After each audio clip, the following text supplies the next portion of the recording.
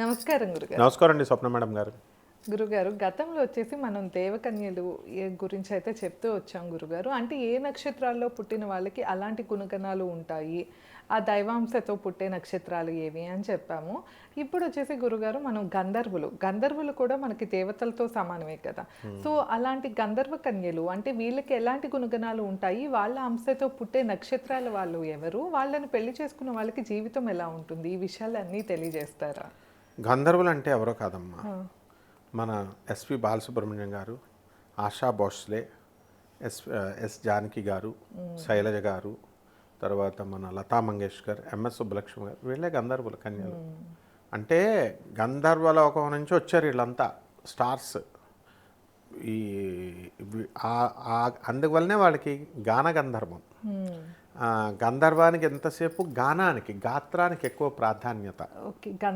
గంధర్వులకి ఎప్పుడు కంఠం వాళ్ళకి సన్నగా వస్తుంది. మా క్లాస్లో అందరూ కూడా ఒకడు చిన్ని అని ఒకడు తెగ పాడేవాడు రైల్వే మిక్స్డ్ స్కూల్ రాజమండ్రిలో. ఫస్ట్ అన్ని ప్రైజులు ఆడికే ఇచ్చేది. ఆడు పాడితే అండి మనం పాడదామని నేను వెళ్తే గార్ధబ స్వరంతో వచ్చేది, మనది గాడిద స్వరంతో నాది. వాడు చక్కగా సన్న, అంటే బై బర్త్ వాళ్ళకి సన్నగా వస్తుంది. ప్రాక్టీస్ చేస్తే మనకి కంఠం మారచ్చు, రాగం పట్టుకోవచ్చు. కానీ బై బర్త్ మనకి ఎలా వస్తుంది, రాదు.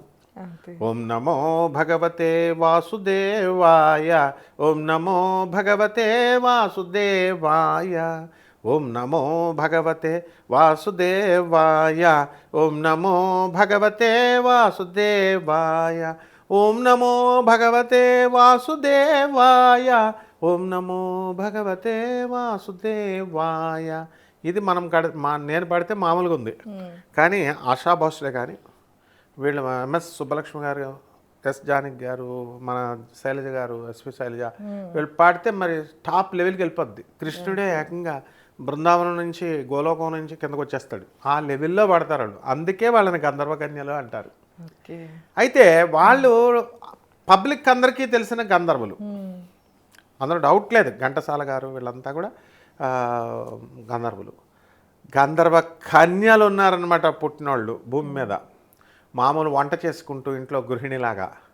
వాళ్ళ భర్తలు ఏమనుకుంటారు, వాళ్ళు వీళ్ళ గంధర్వులేని వీళ్ళ మొహం తెలియకుండా తిట్టేస్తూ ఉంటారు. వీళ్ళని తిట్టేస్తుంటే వాళ్ళకి కలిసి రాదు.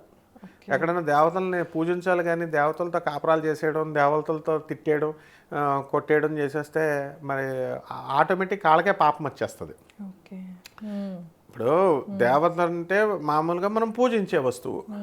ఆవుని పొరపాటున కాలుతో తన్నామనుకో, కాలు పక్షవాతం తప్పకుండా వస్తుందమ్మా, ఏదో ఒక రోజున వస్తుంది, అందులో డౌట్ లేదు. అలా దేవత, ఆవు దేవత కాబట్టి మనం దండం పెట్టుకుంటాం తెలియకుండానే మనకి.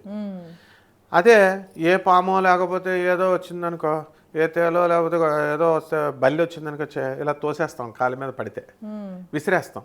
మనకు తెలియకుండానే దైవత్వము అనేటటువంటిది ఆవు మీద వచ్చేస్తుంది. అలాగే దేవతలను చూడగానే దండం పెట్టేయాలనిపిస్తుంది. ఇప్పుడు మీరు ఉన్నారు, మీరు ఇంద్రుని కుమార్తె ఇంద్రజ అనమాట, అందుకని చూడగానే స్వప్నమేణకు దండం పెట్టాలనిపిస్తుంది. అలా అనమాట. అలా పాపం వీళ్ళు మామూలుగా ఉన్నటువంటి వాళ్ళు పూర్వభాద్ర నక్షత్రంలో పుట్టాలి. అది ఎంత అద్భుతమైన నక్షత్రం తెలుసా? దేవతల గురువైన బృహస్పతి నక్షత్రం. పూర్వభాద్ర నక్షత్రంలో అసలు వాళ్ళని ఎవరినైనా చూసుకోండి, సాఫ్ట్గా మంచిగా మాట్లాడతారు అండ్ మంచిగా పుష్టిగా ఉంటారు చక్కగా. మగవాళ్ళకేమో గిరిజాల జుట్టు కొంతమందికి, తర్వాత కొంచెం పిరికితనం లోపల ఉంటుంది. ఆడవాళ్ళు చక్కగా, నాకు ధనలక్ష్మి ధనగౌరి పద్మజ అని నాకు నా స్టూడెంట్ ఒక అమ్మాయి ఉండేది, వేలమల అమ్మాయి. ధన లక్ష్మి, ధన గౌరీ పద్మజ. నువ్వు అమెరికా పోతావు అనేవాడిని. అమెరికాలోనే ఉంది ఇప్పుడు. అంటే చెవులకి రింగులు, రౌండ్ రింగులు పెడితే మంచి ఎర్రగా తెల్లగా మీ అంత ఎత్తుగా ఉండేది అనమాట. ఆ రూపం ఆకర్షణీయమైన రూపం, ఎందుకంటే సాక్షాత్తు బృహస్పతి అనుగ్రహంతో వచ్చారు వాళ్ళు. అయితే వాళ్ళు పుట్టాల్సిన తిథులు ఉంటాయి, వారాలు ఉంటాయి. ఆ పంచమి రోజున పుట్టాలి, బుధుడితో కలవాలి. పంచమి రోజున పుడితే మళ్ళీ ఇంకోటి సీక్రెట్ ఏంటంటే బుధవారం పుట్టాలి. బుధవారం, పంచమి, పూర్వభద్ర మూడు కలిస్తే వాళ్ళు గంధర్వ కన్యలు. వాళ్ళు వద్దన్న పాటలు పాడతారు అండ్ అట్లీస్ట్ వంట చేసుకుంటూ పాడతారు. పాడుతుంటే అద్భుతం, అసలు ఎవర్రా పాడారు అనుకుంటాం. మనకు ఆ సీక్రెట్ భర్తలకు తెలియదు, ఇంట్లో అత్తగారికి తెలియదు. ముట్టుకాయలు వేసేస్తారు వీళ్ళు, పాపం మామూలు ఆడదనుకొని. ఆ తర్వాత వాళ్ళకి డబ్బులు కలిసి రావు, అందుకే భర్తలకి డబ్బులు రావు. ఓకే. అందువలన ఎప్పుడు కూడా స్త్రీని ఆదిపరాశక్తిగా గౌరవించమని అందుకు చెప్పింది శాస్త్రం. వీళ్ళేదో ఆడవాళ్ళని రక్షించడం కోసం చెప్తున్నారని అనుకున్నారు వీళ్ళంతా మగవాళ్ళు. కాదు, శాస్త్రం ఏం చెప్పింది, ఆదిపరాశక్తి స్త్రీ నాయన. ఆ ఆదిపరాశక్తి భూమి మీదకి వచ్చినప్పుడు పొరపాటున కూడా మీరు ఆడవాళ్ళని తిట్టినా, నిందించినా, కొట్టినా అవి క్షేమం కాదు, భస్మైపోతారు ఏకంగా. ఇప్పుడు ఒక స్త్రీ మనం చదివాము, ఒక పతివ్రత అయినటువంటి గురుచరిత్ర ఏమిటి అన్ని అన్ని అన్ని పుస్తకాల్లోనూ కూడా ఉంది ఆ కథ. ఒక పతివ్రత అయినటువంటి స్త్రీ ఉంటుంది. ఒక ఋషి ఏం చేస్తాడు, ఒక తెగ తపస్సు చేసేసాడు. కాకి వచ్చి రెట్ట వేస్తుంది అతని నెత్తి మీద. ఇలా కళ్ళతో చూడగానే భస్మం అయిపోద్ది, బూడిదైపోద్ది కదా కాకి. ఆయనకు ఆ పవర్ ఉంది. వీళ్ళ ఇంటికి వస్తాడు, మన సతీ సావిత్రి వీళ్ళ టైప్ అనమాట. అనసూయమ్మ, సతీ సావిత్రి పతివ్రతలు కదా వీళ్ళంతా. వీళ్ళేం ప్రత్యేకించి ఏం పనులు చేయరు, భర్త పనులు చేసి పెడతారు అంతే. ఆయనకి ఇస్త్రీ బట్టలు తయారు చేసిస్తారు, టీ కాసిస్తారు, భోజనం పెడతారు అంతే. ఇంకా ప్రపంచంతో వాళ్ళకి పని లేదు పాపం. అలాంటి గృహిణి ఆమె. ఈయనొచ్చి భిక్షాం దేహి అంటాడు. వాళ్ళ ఆయనకి అప్పుడు కొంచెం అన్నం పెడుతుంది, ఏదో సేవలు చేసుకుంటుంది ఆమె. అది మానేసి వచ్చేసి ఇచ్చేయాలని ఈయన ఎక్స్పెక్టేషన్. ఎలా ఇస్తుంది, పతివ్రత కదా ఆమె. అది కంప్లీట్ చేసి భర్తకి కంప్లీట్ చేసి అప్పుడు వచ్చి వేస్తాను ఉండరా బాబు అని చెప్పుద్ది. ఈయన పెద్ద బిల్డప్కి అని కోపంగా చూస్తాడు. ఏమంటుందో తెలుసా ఈమె, నువ్వు ఒక పర్వతం మీద కూర్చొని తపస్సు చేస్తున్నప్పుడు కాకి అనుకున్నావా, నువ్వు ఇలా చూడగానే మాడిపోయి కాకి అనుకున్నావా నేను అనగానే, అయ్యో బాబోయ్ నేనెక్కడో వేల కిలోమీటర్ల దూరంలో కాకిని కాల్ చేసిన విషయం నాకు కాకి తప్ప తెలీదు, ఏమికి ఎలా తెలిసిపోయిందిరా బాబు అని భయపడిపోయి సైలెంట్ అయిపోతాడు. అంత పెద్ద ఋషులకే అర్థం కాలేదు, ఇంకా భర్తలకి ఏమర్థమవుద్ది, అత్తగారులకి ఏమవుద్ది, ఆడపడుచులకి ఏమర్థమవుద్ది. ఈమె పాపం మామూలు ఆడదనుకొని టపీ అని తిట్టేడాలు, ముట్టుకెళ్ళు వేసేడాలు, భర్త ఇలా రకరకాలుగా వేధించడాలు, డైలాగులు. దేవతలతో ఎవరైనా డైలాగులు వేస్తారా? ఇప్పుడు అట్లా ఇప్పుడు గురువుగారు ఇప్పుడు నన్ను ఏమన్నా మాస్టర్ టీచర్ని ఏమనాలా, టీచర్ నాకు ఈ డౌట్ రాలేదు అని చెప్పాలి. టీచర్ మీద జోకులు వేసేస్తే చదువేమొస్తుంది ఇంకా. ఆ విధంగా మంత్రం సిద్ధించాలంటే చక్కగా ఈ యొక్క ఇది చేసుకోవాలి సాధన. ఆ తర్వాత వీళ్ళకి కొన్ని కష్టాలు వస్తాయి, డిప్రెషన్స్ కొన్ని ప్రతి మనిషికి అన్న తర్వాత వస్తాయి కదా. ఆర్థిక ఇబ్బందులు వచ్చినప్పుడు, లేదా భర్త తెగ కొట్టేస్తాడు, భర్తకేమో ఇబ్బందులు వచ్చేసినాయి, ఆర్థిక ఇబ్బందులు. అప్పుడు రక్షించడానికి ఇదిగో మన జగద్గురువులు అయినటువంటి ఆదిశంకరాచార్యుల వారి శివానందల హరి ఉంది. అందులో ఒక శ్లోకం చేసుకుంటే వీళ్ళకి ధన్మని ఆ కష్టాలన్నీ కూడా పోతాయి. 56వ శ్లోకం ఏమిటిది, నిత్యాయ త్రిగుణాత్మనే పురపూజితే కాత్యాయని శ్రేయసే సత్యాయాది కుటుంబినే మునిమనః ప్రత్యక్ష చిన్మూర్తయే మాయా సృష్ట జగత్రయాయ సకలాంనాయాంత సంచారిణే సాయం తాండవ సంభ్రమాయ జటినే సేయం నతిశంభవే. ఈ ఒక్క శ్లోకం చేశారనుకోండి శివుడికి, ఆ అక్షరాలు ఎలా కలిపాడు తెలుసా శంకరాచార్యులు వారు. వీళ్ళ కష్టాలు, నష్టాలు, సర్పదోషాలు, కాల సర్పదోషాలు అన్నీ పోతాయి, కుజదోషాలు అన్నీ కూడా. దీనికి ఏంటంటే పరమేశ్వరుడు శాశ్వతుడు, అలాగే బ్రహ్మ విష్ణు రుద్ర రూపాలు 3 కలిపితేనే కదా ఆయన. త్రిపుర విజయీ కాత్యాయనికి మనోహరుడు ఎవరు, శివుడు. అటువంటి సత్యస్వరూపుడు, మునులు మనస్సుకి గోచరమైనటువంటి చిత్స్వరూపుడు, మాయ వలన ముల్లోకాలని కల్పించేవాడు. ఇదంతా మాయతో చేస్తున్నాడు. శంకరాచార్యుల వారు ఒక్కళ్ళే డిఫైన్ చేశారు, ఇదంతా మాయ. జగత్ సత్యం బ్రహ్మ సత్యం జగన్మాయ జగన్మిథ్య అన్నాడు ఆయన. అలాగే వేదాంత వేద్యుడు, తాండవ నృత్యమునందు పరమానందాన్ని పొందేవాడు, జటాజూటాన్ని కలిగినటువంటి వాడు, మొట్టమొదట సంసారి అయినటువంటి శివుడికి నమస్కారము అని. అంటే మొట్టమొదట గృహస్థాశ్రమంలోకి ఎవరు వచ్చారమ్మా, సాక్షాత్తు పరమేశ్వరుడు వచ్చాడు. మొట్టమొదట గృహస్థ ఆయనే ప్రభాత్ రంజన్ సర్కార్ ఆనందమూర్తి గారు. అందువలన ఆయనే సాక్షాత్తు శ్రీకృష్ణుడు. కృష్ణుడు గృహస్థాశ్రమంలో ఉన్నాడు, శివుడు గృహస్థాశ్రమంలో ఉన్నాడు. జగద్గురువులు ఎవరైనా సరే గృహస్థాశ్రమంలో తీసుకోమంటారు.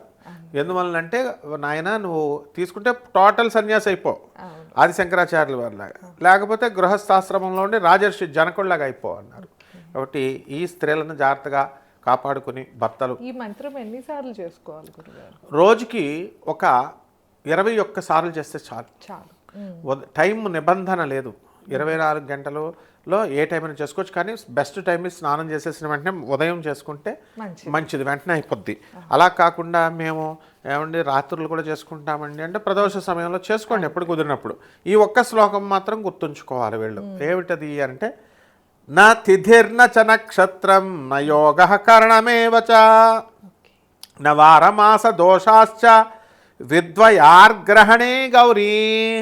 ఓ గౌరీ, ఈ విద్యను గ్రహించడానికి పంచాంగమునందలి తిథి, వార, నక్షత్ర, యోగ కరణాలు, మాసాలు మొదలైనటువంటివన్నిటిని కూడా మంచి చెడులు చూడాల్సినటువంటి అవసరం లేదు. గురుకృప కలిగినంతనే శుభ సమయము అని తెలుసుకోవాలి అన్నారు. అంటే నేను ఈ శ్లోకం అంతా ఎందుకు చదివి వినిపిస్తున్నానంటే, వీళ్ళకి డౌట్ రావచ్చు, ఏమంటే గురువుగారు నేను ఫలానా రోజు నుంచి అమావాస్య నుంచి మొదలెడతానండి, పౌర్ణమి రోజు నుంచి మొదలెడతానండి ఏమండి అని మాకు ఆ పంతులు గారు చెప్పారండి, ఈ పంతులు గారు చెప్పారండి అంటారు. అవి ఏమీ అవసరం లేదమ్మా. సాక్షాత్తు శివుడు తిథి, వార, నక్షత్రాలతో సంబంధం లేదు. నువ్వు ఏ సమయంలో పొద్దున్నే చేయాలండి, మధ్యాహ్నం రాత్రి చేస్తానండి, మధ్యాహ్నం చేయకూడదని అన్నారండి యూట్యూబ్లో ఇంకొకళ్ళు అంటే అవన్నీ అవసరం లేదు. ఇదిగో నేను శ్లోకం సాక్షాత్ శివుడు చెప్పింది చెప్పాను. ఏ టైంలో అయినా చేసుకోవచ్చు. అందువల్ల బెస్ట్ టైం ఈజ్ స్నానం చేసే కానీ ఉదయం చేసేసుకుని బెస్ట్. లేదంటే సాయంత్రం ఆవులు ఇంటికి వచ్చే టైం ప్రదోష సమయంలో ది బెస్ట్. ఎన్ని రోజుల పాటు చేసుకోవాలి? ఒక 41 రోజులు చేస్తే వీళ్ళల్లో ఉన్నటువంటి గంధర్వకన్య లక్షణాలన్నీ జాగృతమైపోతాయి.